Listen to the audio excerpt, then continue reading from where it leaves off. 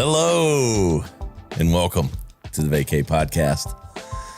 We like to say we're taking alternative health and wellness to the next level. We're making it anything but an alternative. Chris Hansen, my co-host, is in Miami. We've got a guest in the Vacay Lounge today, actually, and I'm Ryan Alford, your co-host. Hey, we've got Air Kraehmer in the studio. Hey, Air, how are you? I'm fantastic. You're looking, I love you got radical colors on. I'm seeing you. I'm like, you're already one of my, I'm in. That's like my color right there. So, ironically, normally I wear red. Hey, so. I'm liking the aqua, green, blue, whatever we want to call that. That's in the radical family. And, we're excited to have you on, award-winning author, psychotherapy, MCS, and a trauma expert, specialist. Expert, man.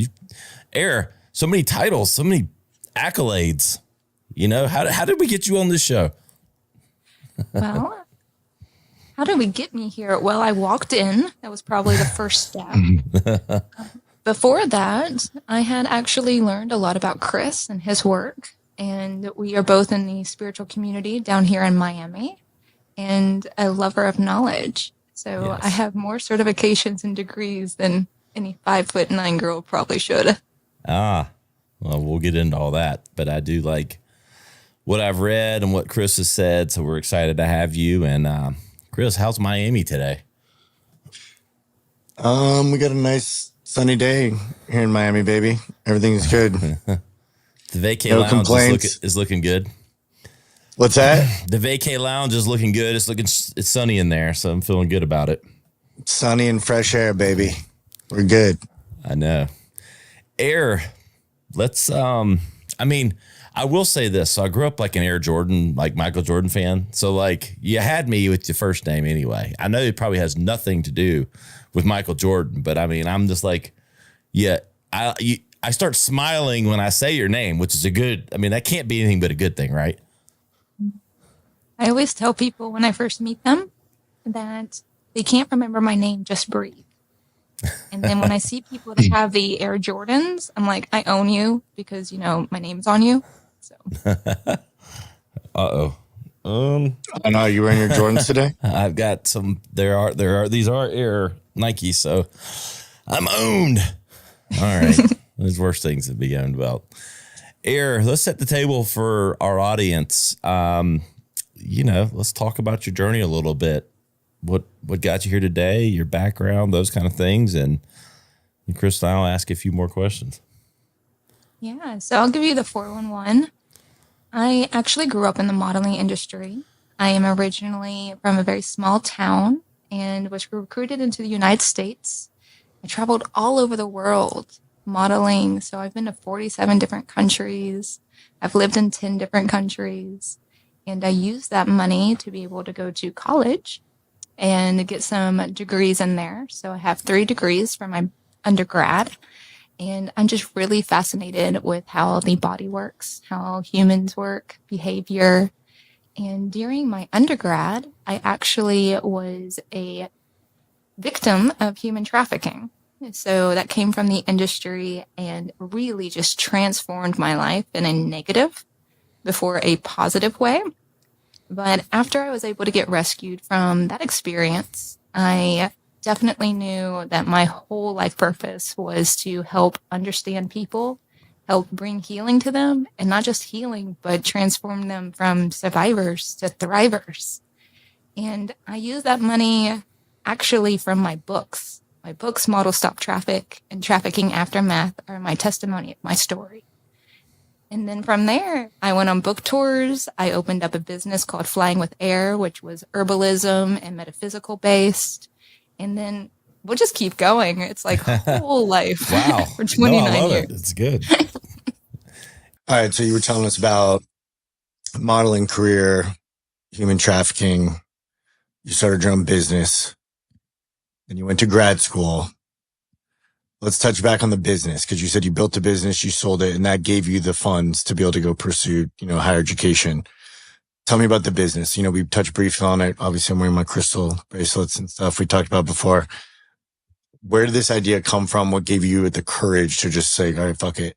I'm gonna go. You were 21, right? Mm-hmm. I was a baby.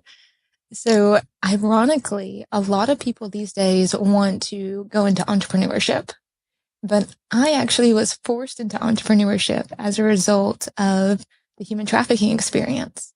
When I published my books, Model Stop Traffic and then Trafficking Aftermath, it became like the sensation overnight of, okay, what is human trafficking? It's in the modeling industry. I went to France and I spoke to Parliament about it. I was part of the Model Alliance and I was sitting on, New York tables and being like, hey, this is a real problem. Well, going back to, normal air life, I wanted to be a doctor. Like ever since I was a little girl, that was my thing. I wanted to be an immunologist. And with that, I was like, okay, I graduated. I have my health and human science degree. I have my organic chemistry degree. I have my nutrition degree, because all I did after my trafficking was dive into interpersonal work.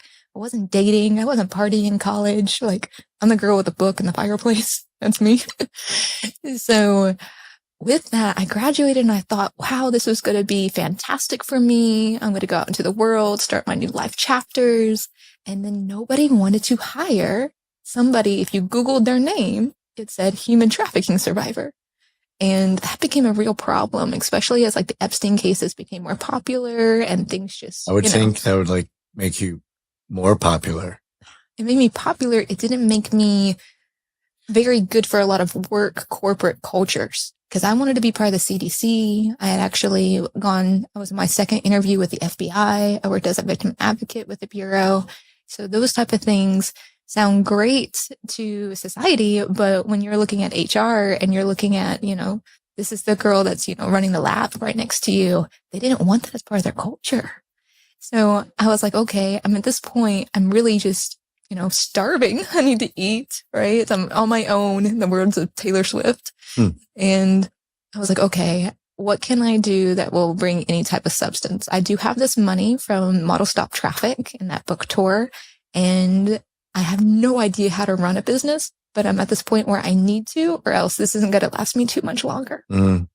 So I got really big into physical health before I got into mental or spiritual health. And mostly because after my trauma, I had, scars and wounds and pain. And this is before my yoga journey started. So I very much was like, okay, I want to be in control of who gets to hear my story, because it really is an honor to hear my story and to hear how I got out of it, how I survived, the mentality that came with it. And if I'm walking on the street and I have these wounds or these scars, people automatically are like, what happened to you, Air? And before even knowing my name. So I built the apothecary because of herbalism and being able to naturally heal yourself. A really big thing that I advocate whenever I'm talking about the physical part of my healing is the fact that I didn't use any substances on a Western medication scale to move past my healing. So I didn't take Xanax. I didn't take any depressants. I didn't take anything of that nature. And I was still able to go through what a majority of people can't survive. And find happiness, find healing in a natural, homeopathic type of way. From there, Flying with Air originally was just herbalism. It was apothecary. I used my organic chemistry to big up skincare products to be able to heal the body. You would never know looking at me now, even though we're on a podcast and yours is visual. Mine's not visual. That this happened to me. And as I grew Flying with Air over the last 6 years, I discovered around year 4 that physical wasn't enough. And that's when I was like, okay, let's get into this mental health type of thing. Let's get into this spiritual portion of healing. And that's where I would say God kind of leaned me into what my current life path is and what the chapter I do with like psychotherapy. It's amazing how just the evolution of life, right? Like what you go through and what it evolves into and how the journey changes. So Flying with Air, herbalism, obviously we're a big supporter of plant-based alternatives, right? We want to make the alternative the regular. Touch a little on that. Like what are some of you, like you said, which is super uncommon, you healed yourself without any Western medicine, which I don't know if I know anyone that's ever done that.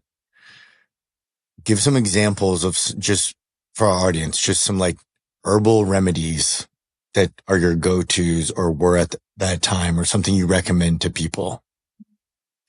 So I could, have herbal remedies all day long, but some of the bigger things that really helped me through like digestion. So I had a lot of digestion issues through the modeling industry because I was hard on my body Sure. to be able to stay that skinny. Like right now I'm about 120 pounds. When I was actively modeling, I was like 107. And that is not a healthy weight for someone that's 5'9" of my frame. So to stay that skinny really put a lot of pressure on my digestive system and my immune system. And then after the trafficking experience, I came out of that experience as 85 pounds. And they did actually use substances against me to be able to keep me in that type of like state. So with that, I really love John the Conqueror's as far as like any type of upset stomach, especially if you are like gluten intolerant or you have any issues with like heavy meals. The witch's root is also a really good one. That's actually from my native homeland. So Scottish. And you can find that in a lot of highland areas in like Northern Europe. And then for places like Miami, where this is, they want to stay healthy, but they don't have access to like a lot of herbalism, then, stick with your basics. Stick with turmeric and ginger. Cheesecloths actually work just as well as taking them as supplements. So if you have any type of gastral pain or let's say scarring, I will take a cheesecloth, which is just a fancy word for like a white rag. Yeah.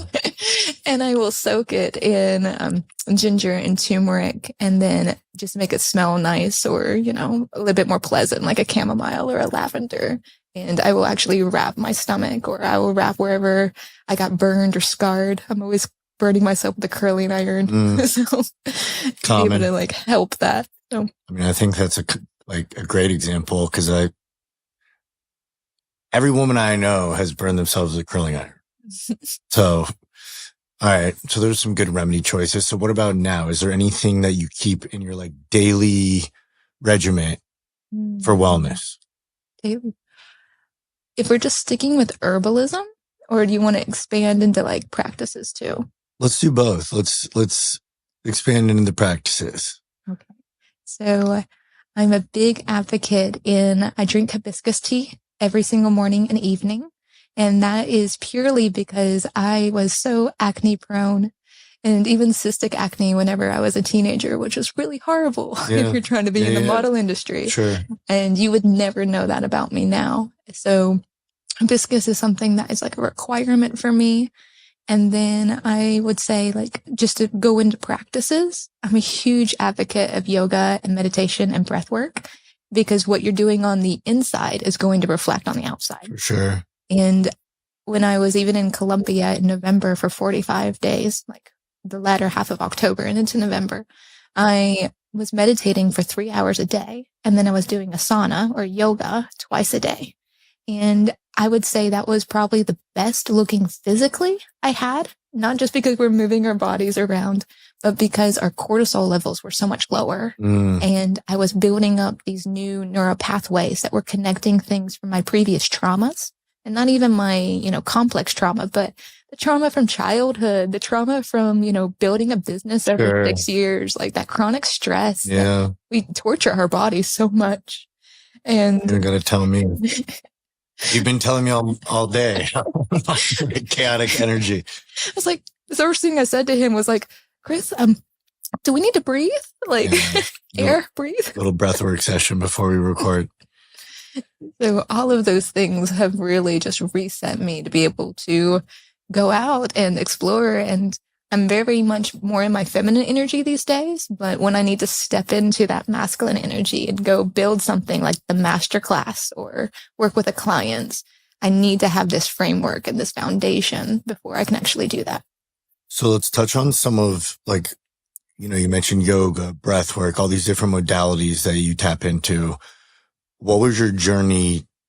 Because your background is very science, which in my experience, those people aren't into the alternative. Typically it's science, black and white, where you're venturing out into the unknown per se. What was that process? How did you go from organic chemistry to, your yoga certification, breath work, neurolinguistic programming. Would you say like pain was the motivator to kind of learn more about these things because you wanted to make changes for yourself, or was it you wanted to help other people? Kind of how did those doors open and evolve? Pain's always a great motivator, but it's not the best motivator. No, it's very motivating, but it's not you're not in your flow state if you're operating out of pain. There we go, Chris. So I'll back up just a little bit and give you even stronger of like why I was in my Western before the Eastern. Is my mother, she was a nurse before she went back to school to become a physician. And that is my whole family, because we're all a family of healers and engineers. Like you choose one or the other. And when I decided I wanted to go more into the holistic or spiritual routes, I got kind of that label of like the black sheep of the family. And I'm like, guys, I own like, a 6-figure business. How am I the black sheep? And with that, I had to reframe that. And that kind of is the NLP in me as well, as I started calling myself the golden goat. So that's one thing I want to share with everybody that kind of relates with my story in one aspect or another is you're not the black sheep. You're the golden goat. You're the person breaking generational curses. You're the brave person. You take that courage and run with it. In my personal bridge, it wasn't pain. Pain got me into the physical, because that's very alerting. That's very much like, okay, we're going to draw this in and make you do something. But the aspirational was the spiritual part. That was actually coming from my customers from Flying with Air. They would come into the stores, and I was very active. There were 6 stores at our peak, and they'd want to meet me, which was really strange because I'm actually an introvert at heart. Like there's a reason that the podcast on Who Am I is still not visual. Audio only. I get that. Very much. Even though I was like, I like how I look. It's just I'm very introverted at heart. So with that, people would come and ask me about my story, and they'd be like, that's a very powerful story. Like it's very unheard of, because even human trafficking survivors, they only have a quote unquote shelf life of 7 years. No way. And then when they get rescued or they are able to escape, they tend to only have 3 years before they either commit suicide, return to their traffickers, or the exception is actually me. And that's why there's not a lot of human trafficking survivors that are on stages speaking like me that can actually say, you can do this. And I'm 15 years out of it. So, or 13, somewhere in that range. I'm not great with numbers. I have a weakness, Chris. We all do. Mine is numbers. I lean into that masculine energy for that. But customers were coming to me and asking me my story. And they were like, okay, why are you so focused on the physical? Like you have more to offer. And back then I didn't know. I didn't realize that. And their blessing into my life, they're pouring into my life, is I was helping heal them in this area, but they're helping me heal in a whole different level, a whole different dimension. So I went to yoga first, and that was my gateway drug as far as the spirituality world was yoga. And it was because of pain, but more importantly, it was because of trust. And when I tell people about yoga, and they're like, okay, they see me do these handstands and they see me, bending and contorting. And they're like, that looks cool. Why do you do that? And it was because, hey, my body's learned to trust it. My spirit has learned to connect to myself. My heart, everything is, in this flow state. Versus I originally, I would say like, okay, it was for my shoulder. Like my shoulder was always hurting because I was actually hit with a crowbar during my trauma across my C2 all the way to my thoracic. And I was like, okay, they're telling me I'm not going to walk again. I'm not going to run again. I'm not going to be able to do these cool things. And I'm a little bit prideful, at least previous Air is. Yeah. There's a dose of that in everybody, right? Or ego. And I was like, I can do this. Yoga's nothing. And that totally wasn't the case. But when I was first introduced, they were like, okay, you're going to learn how to trust your body again. And I had no idea what that meant until years later. And I'm like, oh, your body is such a beautiful tool. And if you can connect with it, like that is a whole different level of healing. You're 100% right. Because if someone would have said that to me 3 years ago, like trust your body, it's like, all right, bro, like the fuck does that mean? Like don't drop the dumbbells on my head when I'm, you know what I mean? It was like, it didn't click, but I've done a little yoga in my life, and it's definitely I would say it was a gateway drug too. I would like to do it more. I haven't done it in a couple months, but it rotates in and out. But I think it's something I definitely would like to get more tapped into. It's a different type of exercise. It hits me differently than like a normal gym session or something like that does. So you tapped in all these modalities. You have all these certifications, right? You're in grad school right now. Mm-hmm. What are you studying? You're doing a double master's and doctorate. Mm-hmm. Yeah. What's that about? So I'm in grad school. And why? What made you, like, you've had success, obviously, right? What's the motivator to that? Success comes in waves. It's true. Really and success is different. And I agree. Yeah. You see where I'm going? Oh, yeah. So I would say what stepped me into it is I'm actually going to school for psychotherapy, which, if you don't know what psychotherapy is, it just means relationships. And the relationship that's ultimately the most important relationship you're going to have in this lifetime is with yourself. Yeah. And if you can develop that and be able to heal some of this childhood trauma, maybe you have a complex trauma like I do, maybe you're like me as well, and you kind of have it sprinkled throughout your life. Sure.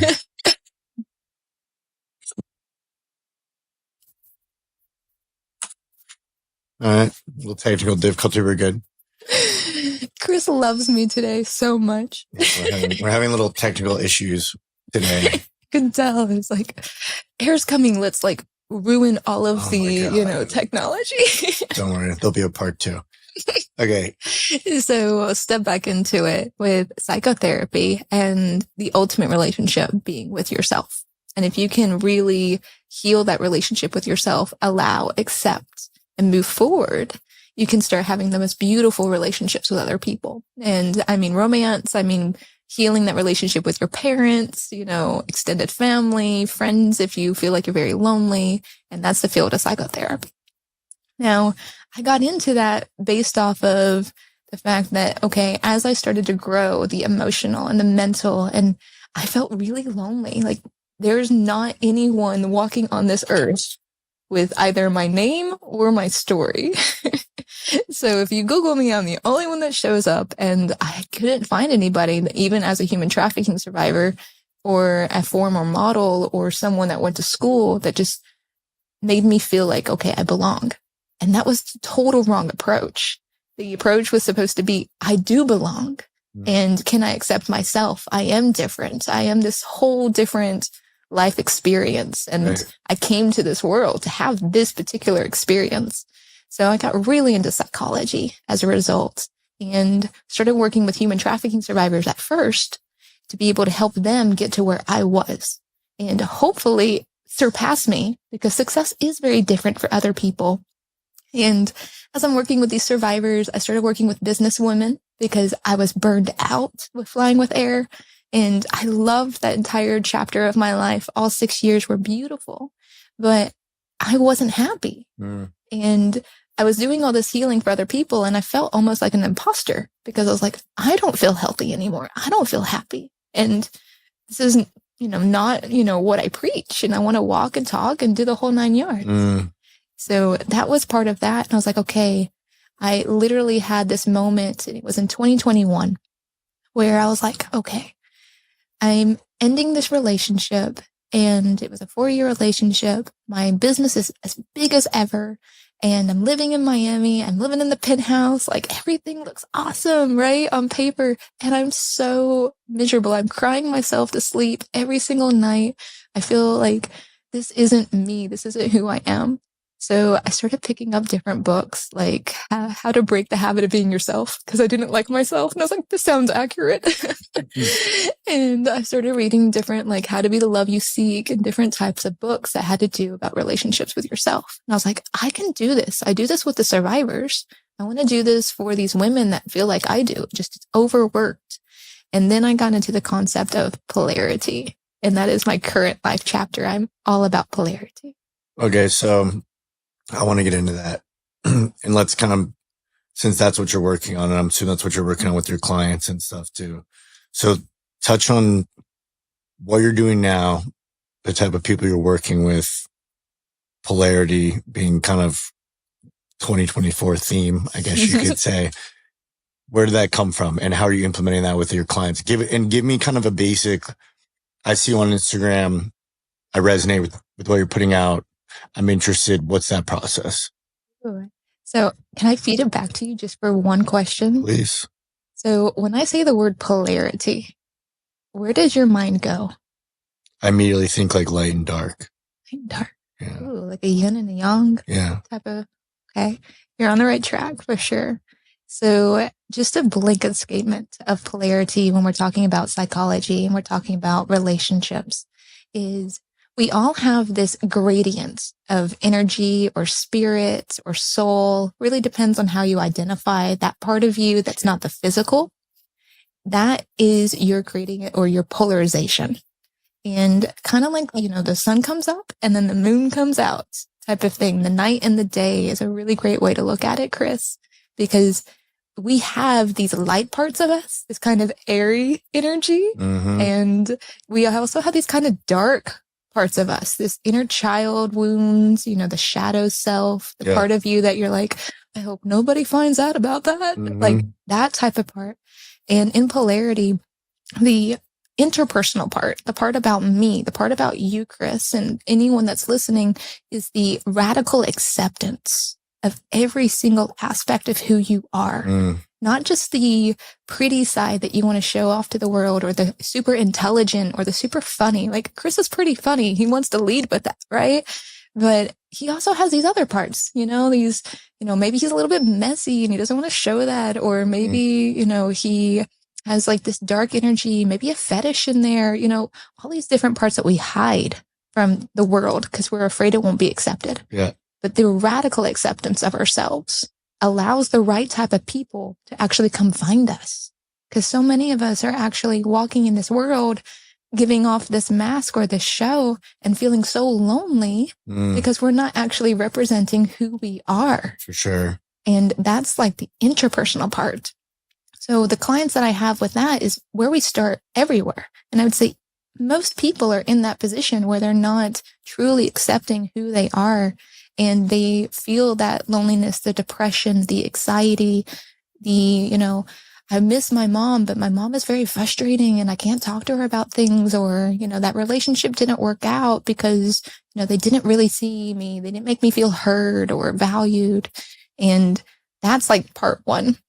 Part two is getting into relationships and getting into, okay, we have such a high divorce rate in the United States. Crazy. And even if you can get married, because a lot of people won't even get married anymore because of the divorce rate, or because they're like, well, on to the next, or, my history shows that this isn't going to work out. Yeah. And polarization within relationship dynamics is a whole new fascinating concept that I learned in psychotherapy, where there is a masculine and a feminine energy within all of us.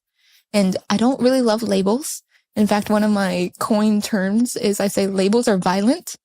But for lack of better terminology, masculine and feminine energy is within each of us. So I can get into a little bit if you want to nerd out with me. Yeah, okay. Nerd it up. So the masculine energy in us is going to be that build. It's going to be that protect, provision, and provide. Like, those 3 P's are how I really define it. Protect, provision, provide. And the masculine energy, that's its goal. That's that caveman mentality. If you want to go way back, because our neuroanatomy has actually not changed much at all since caveman times. And that's how I'm going to define masculine versus the feminine in us. That's that creative. That's that flow state. That's supportive. It's soft. It's gentle. It's, give me something and I multiply it type of energy. And it's very fun. It's also very chaotic. It's the opposite of building. It's very much like we're going to destroy everything and create something and transform something into something new. And both of those live within us. And finding harmony within those two energies within us is what really balances us out as far as our interpersonal. Most people can't get to that point because they're not radically accepting themselves yet, right? They are like, well, society tells me I need to represent myself this way. I can't be soft because I'm a business. Yeah. It was a big thing for me that I was like, okay, I'm going to this board member, meeting, And, I need to be in the suit. I need to be that powerful. I need to have all the answers, stay firm. I can't be like, I'm on my moon cycle, guys. They won't accept that there, right? Versus radical acceptance says like, no, like I accept all of these parts that are happening right now. Here I am. And in relationships, they may be heterosexual, but you can have homosexual or non-identified relationships and still have this polarity aspect to it. Sure. But one person really needs to be leaning into that role of the masculine and one needs to be leaning into that role of the feminine. I don't necessarily care personally who's doing it. Sure. But as long as it's in the synchronicity of your personal relationship. So can I pretend for a second like we're dating? Go for it. Sorry, ladies on Hinge. Like, just for one moment, okay? I'll break up with him after. So with that, I don't even know if you're single or in a relationship, but either way. Well, I hope I wasn't not in a relationship. We'll be talking about more. So for this moment, I'm so sorry. But you're my masculine presence here, okay? And I'm going to be your feminine. Just keep it very basic. So Chris goes and he has his businesses and he's out there in the world providing, for this household. We'll also pretend we live together for the sake of easiness. And he's having to go hunt. And he's having to go protect, right? He's making sure his household's taken care of, that everything's in order. And then he's also setting the direction or the pace for the relationship, right? He's making all those hard decisions to be able to be like, okay, you're the logical thinker. You're the analytical processor. You're the one that's like, okay, here's the tone. Here's the speed. This sounds safe. And what that really allows on the opposite side, the polarized side, is if you are all the way in that energy, the woman or the feminine energy, in my case, air, I get to be very soft. I get to have all of this energy to create, to be able to be like, okay, I can support you, but my role isn't that. My role is maybe at the home. Maybe it's being an artist. Maybe I, have a gallery or I host a podcast or, I do all these creative things that allow me to be a little bit more chaotic with my energy and like very self-expressive. And as we lean into our different polarizations, you lean more into your masculine, I lean more into my feminine, we find a greater value in our relationship because there's a greater span of energy between us. And there may be times where you're like, I want to be, soft and feminine from your side. And I have so much of that to give because I am relaxed. I am well rested. I am in my creative flow. So, and beautiful thing I talk with couples is like the guy feels exhausted after, going and building and trying to like conquer the world. He just wants his head pet on the couch. Scratch his head and let him take a nap. It's simple. We're simple creatures. It's like hold him, let him watch a show. And women love to do that because women, or feminine energy, I won't say women, but feminine energy loves to do that because we love to nurture and we love to be able to like, okay, whether you're a cook or not a cook, like there's something that you're like, you want to see them happy. And for me, I love to cook. So like that, expression of like that smile, the scratches, just that softness. There's a reason women love puppies and cats and, like to take care of things and to love and build, like as far as like create, not build as in like structure. Yeah. So we're gatherers.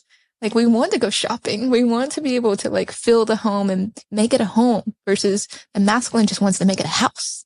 So funny. I'm literally thinking we have a corporate house, my partners and I in Orlando, and my business partners got engaged and his fiance has been feminizing the house in a great way. Like it's not a bachelor pad anymore. She's really brought a nice feminine touch to it, but just watching her every time I go back to Orlando, there's a nice little plant or something. Just like you said, there's just something that three of us would never think of as men in our masculine, where I welcome it. It's like a nice, refreshing breath of air. Yeah, literally. Boom, boom. So do you work with a lot of couples in what you do? I do. I work with a lot of couples that have also experienced the breaking of this. So infidelity or a sexless marriage. I'm not even sure if I'm allowed to say that. I don't know the rating of the podcast. I think we're good. We're good? Okay. I won't cuss if that helps. You can speak freely. Thank you. And flow. So I work with, infidelity that's happened in couples, sexless marriages, commitment phobic men are one of my favorite people to work with because they don't have that polarization within themselves. And they also have a little bit of some type of past history. I'm not going to use the word trauma because it might not be that far, but they have this past experience where they're like the access between their mind and their heart and their spirit is just broken. Yeah. And so I work with, men that are commitment phobic. And then I find out, after working 3 or 4 months with them, they're like, I met this girl and I'm going to marry her. And I'm like, whoa, okay, well, slow down. But whoa. Damn, you work fast. I was like, it really only takes about 60 days to rewire your subconscious, which goes back to that Western. Let's jump on that because obviously now we're all used to, I want to feel better now. I want this now, right? Mm-hmm. Which is where the pharmaceuticals have come in. What's the process of someone working with you if you're saying it's 60 days? Because I think like if I'm completely new to all this and I'm listening to you, I'm probably going to be like overwhelmed, intimidated. Mm-hmm. What are these? What's NLP? What, you know what I mean? Break it down. And that's where I think let's touch on like, I find you on Instagram. I'm a commitment phobic man, let's say. We broke up. Yeah. Yes. I'm like, hey, I need your help. What's next? What do I do? Do I go to one of your retreats? Do I do Zoom calls with you? How do you assess me and what modality may be best? Okay. So you being a man, it's going to be very important for you to actually lead this. If you're wanting to lead in your masculine energy and you're wanting to stay in that energy or grow it. So I never force anything on any of my clients, but the particular approach here is you're going to always need to feel like you are the one in control. And especially since we want to build that muscle in you. So let's say you found me on Instagram, Air Kraehmer, and you're like, okay, this woman, first thing you're going to notice is like, there's red roses everywhere on my Instagram. Like that's my calling card. That's something that is very spiritual, but very meaningful for me. And if you click on to like, let's say the links, you're going to see retreats, you're going to see the masterclass, and then you're going to see like one-to-one working.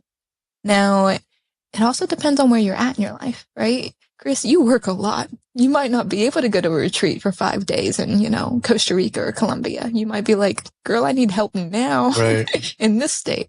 So I do a lot of virtuals because of that, including the masterclass. My top recommendation is if you are man or woman to jump in that class because it's going to really help that interpersonal foundation. That way we can work one-to-one with the relationship part. Because being commitment phobic has nothing to do with women. It has nothing to do with men. It doesn't matter who you're dating. It has everything to do about you. Literally. And I would say, okay, let's start this process. We have discovery calls as well. I will either take the discovery call myself or someone from my team. And that's not to say that, you're not important, that it's not me, but it's just like, we want to make sure we get the best route for you. And when we're talking on the call, we really are figuring out, okay, what's your past history? Where are you wanting to go? And where you presently are? I'm very much a big person on like, let's stay present.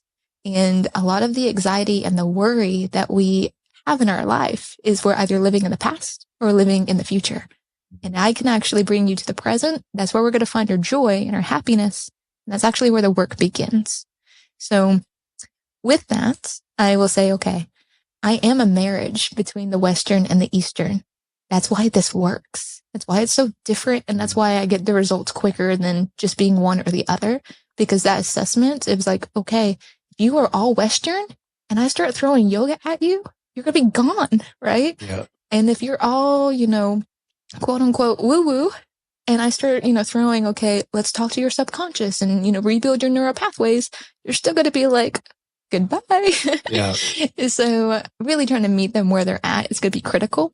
And then the way I've developed these programs or these one-to-ones is even though I'm using all the modalities that I've experienced, because I'm a big nerd, to be honest with you. Like I've already read 15 books and we're like February 1st. Damn. So like I love to read. And with that, I was like, okay, but I need to be able to use the things like NLP and be able to access your subconscious faster without you maybe even knowing it. which does require a lot of trust. And that's where I'm like, okay, I don't want you to feel intimidated by me. Like, if you look at me, you'll be like, no, I can take you, right? But mostly it's like, okay, we need to become best friends with your subconscious, whether we do that on a spiritual level or whether we do that on a Western level. And to do that is to first accept that you have one. It's that shadow self, the light self, but also understand some of the critical rules that come with your subconscious. Your subconscious doesn't know language. Your subconscious only knows feelings. Your subconscious doesn't know that anyone else in this world exists. It thinks that you're the only one in the entire planet, which, if you really dive deep into that concept, how you interact with other people is just the interaction with yourself on a subconscious level.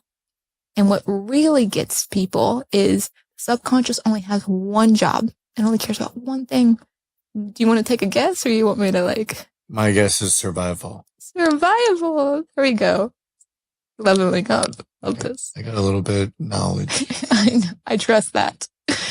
And again, survival, subconscious survival, and I'll even say protect. Your subconscious just wants to protect you. And that is very primal in its nature. So what we've experienced through the relationships, not just with other people, but our relationships in the world, with nature, with animals, with our ecosystem, has caused different types of abnormalities or little traumas or little hiccups, to where our subconscious was always just trying to protect us. And you talk violently about abuse as a child, or you go and let's say that you were in a high school where there was a lot of mean kids, and they were always saying bad, rude rumors about you, and you would fight them back. Your subconscious didn't know that. It took that as you saying whatever you said to somebody else to yourself. And that's the rewiring we have to really start with. So the first part of the masterclass, even that whole 90-minute lesson, and you get breaks, I promise, but that whole 90-minute lesson is about rewiring your subconscious. Yeah. That way we can actually move into how do we move forward now that we're best friends with our subconscious. That makes sense to me. Because I feel like I've done that with myself, or I constantly am working on that, is what am I putting in? What am I saying to myself? What is the voice in my head saying? What is that? Paying attention to the self-talk. Because for a long time it was negative. And I don't know if that's natural in us or that's just the world weighing us down, but I feel like, why is it so common that we all have negative self-belief, negative subconscious? I mean, I guess like you said, childhood stuff. We're all operating. I look at it like you're a kid, you get bullied. That doesn't feel good, right? So you put on a mask, or you cope in some way. And we do that year upon year upon year upon year, and we lose ourselves in the entire process. Do you think it's not until you change that subconscious programming that you can really have a profound improvement? So you've gotten to the fourth rule, which I'm great because I didn't pre-plan him. He just got there naturally. But the subconscious runs the show. Your conscious is just the executor of the show. And a really good way to say this is, if you ever walked into a situation and it just made you really angry, and this person has been on your nerves for some time now, and you're like, okay, you walk in and they've done something else, and that it's harming you because your subconscious is protect, protect, protect, but you didn't actually go off on them, you didn't actually attack them, you got stopped.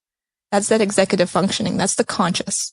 The consciousness is not running the show. The subconscious is running the show. And we have this gatekeeper saying ooh, we're not going to do that next. So to go back, what you were saying, you're I felt like it's always been this way, right? Maybe it's childhood. Maybe it's something that happened in adolescence, because our 1 to 7 years are very critical, but our inner being, and to really hone in on terminology, that inner being is that spirit in you. That's that thing that you can't touch. It's not the tangible. And that's the voice that you're hearing, Chris. That's the essence that has been here since you entered into this world. Now, we all have one common trauma, and that common trauma was being born. And that was the first feeling that we had into this existence, that first pain. So we will start that journey the moment we come out of our mother's womb. And we don't even remember that unless you want to get into like past life regressions, but that's a whole different episode. Yeah. So as we're entering into the world, that's like a first little feeling. Because again, we don't know language at that time. We just know this hurt, right? This is bright. This is painful. There is red everywhere. And I don't even know the word red yet, but this is not normal, right? And as we get into our infancy, we actually are not knowing language still. But the only job of an infant is to learn, right? To experience. And since it hasn't been able to learn language yet, it's still just learning through experience of feelings. And we cry as babies and we experience all these different types of sensations of like, okay, well, you know, the mother's milk does feel good. This is strange. Like, but why did I feel the pain of being hungry, right? Why am I tired? I was never tired before. So we're picking up all of these, you know, micro like pains, but also micro joys. Yeah. And when we get into a little bit more of our childhood and our adolescence is when we get the relational pain. And most people are so hyper-focused on the relational pain because they want something that's outside of themselves. Again, we haven't gotten to that radical acceptance part yet. Yeah. And then we're like, okay, if I can just fix this, if I can get the perfect wife, if I can get the perfect husband, you know, if I can get, you know, my boss to like me, you know, those type of feelings, then everything else will go away. But you can have all of that and it not go away. Yep. And this is where it gets a little controversial with people. It's like, I'm actually thankful for my experience as a survivor because all of that was stripped away to where all I had left in those moments, like literally in the dark, captured, all I had was my conscious and my subconscious. And that disassociation process really allowed me to be like, okay, I do radically accept like this part and this part. And this part actually helped me survive this circumstance. And that was not a part that most people would be able to be like, okay with. Right. So rewiring those little parts actually is setting our foundation, being able to communicate with our subconscious to our conscious to where you're not going to have that negative talk. It's going to fall away over that 60 days. Yeah. Because that inner being that we started with way before we even like came into the world, that energy, that soul, that spirit, whatever you want to call it, the all-knowing, it's actually was here signing up for this journey in one way or another and was like, okay, I have infinite possibilities. I have infinite, you know, goodness. It didn't know pain existed yet. So we're getting a little bit into spirituality of like the law of attraction and law of resonance. A lot of people that if you want to go to Western, because I told you I'll always marry them, think of like Einstein's law of relativity or think of Isaac Newton's like gravitational and like force laws in physics. Like all of it's the same stuff. We just use different labels for it. Right. So with that, if you start really going into like the subconscious rewiring, you're going to be able to set that foundation. You're going to be able to move forward. The negative talk's going to fall away because you're communicating with your subconscious and it's running the show. Its only job is wanting to protect you. It doesn't know anything else exists. And then now that we're here, we have this radical acceptance. That's how we move into, I would say probably like day 30 is where we start to see like, okay, now we can start working with other people. And I do a little bit of a boot camp in the beginning if it's 1-to-1. Like we're working together twice a week. We're not working once a week, which is like traditional. Like if you go to coaching or therapy, they're like once a week or once a month. And I'm like, you're going to be here forever. I don't want to see you forever. I love you, Chris. I don't want to see you forever.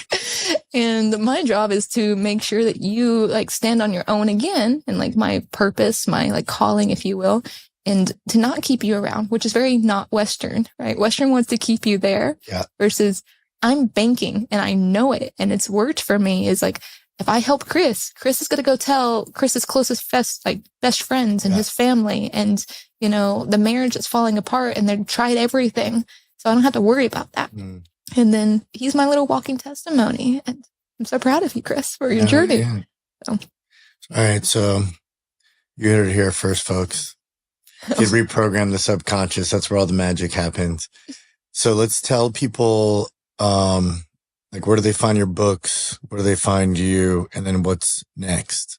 Like, what's the future? Or what are you working on? I was like, I'm a lot of things, but I didn't tell you I was a psychic. That one I didn't say on air. The foreseeable future, besides reading more books. Besides reading more books. So let's start here. I've wrote 7 books. Wow. And 2 of them became the bestsellers. So the Model Stop Traffic and the Trafficking Aftermath are what were mentioned here. But I do have books on like herbalism as well, because we mentioned that earlier. And even a poetry book, which actually has to do about my traumatic experience in lyric. So those are all found, on Amazon, on, any type of bookstore shelves. I don't know if Model Stop Traffic is still in like Barnes & Noble, but a lot of libraries even, because Model Stop Traffic has been out for like 10 years. So like any type of source that way, but Amazon or even my website, the flyingwithair.com website, Instagram, you're going to be able to find those books. The Who Am I podcast, you can find anywhere that you stream podcasts, just like this one. And then finally, what's next? Well, we do have the opening of the Masterclass again. We are doing it for February, actually starting on the 6th, which I don't know when this is going to air, but that's open the 6th through the 8th. And then we're going to do it again on a bi-monthly basis. So by the time you're listening to this, you might be able to catch the next one, unless Chris is just like on top of it. It might be out by then. So Chris is on top of it. Like, thank you. We got to make sure the production team can clean up our audio. We had a little issue, but we'll be good. Yeah. I have a lot of energy. I'm just could be like a full accountability over here, which is something like women really, that's a whole different part of the polarization is accountability.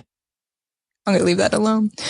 But nonetheless, the masterclass is opening. It is all about polarity, that inner self-work. It's a 3-day journey. It's live classes. I'm actually there. You get access to all the resources, the books you get for free when you sign up. And then also the one-to-one coaching comes with one session when somebody signs up. And then you get to be part of our community, because we have a huge WhatsApp group that is just like women that are overworked or burned out, or, the man that was commitment phobic that wanted to rewire, or the marriage that, needed to be saved. So I'm always throwing things in there, both on the spirituality as well as the Western, to be able to keep us going, because it's a journey, not just a one and done type of thing. So the masterclass. And then, of course, if you want to find me on Instagram and work 1-to-1, like you can go book an appointment. I'll see you there. Hell yeah. Well, folks, you know where to find her. Instagram, flyingwithair.com. Flyingwithair.com, Air Kraehmer for Instagram, or Flying with Air Co. C-O for the Instagram. We'll put all the links in the bio too. I encourage you all to go follow her, dive a little bit deeper, tons of good information, tons of helpful information. And, I'm interested. I'm curious now to check your books out. Honestly, something I'd like to learn a little bit more about, but I'm sure we'll have another sit down here next time you're down in Miami. Definitely. Cool. And then, do you want me to sign off like I sign off on mine? Yeah, go for it. Ooh. Do a special guest sign off today. All right, there we go. Thank you so much for healing and growing with me today. Love it. Have a good one, y'all. Vacate Podcast. Later.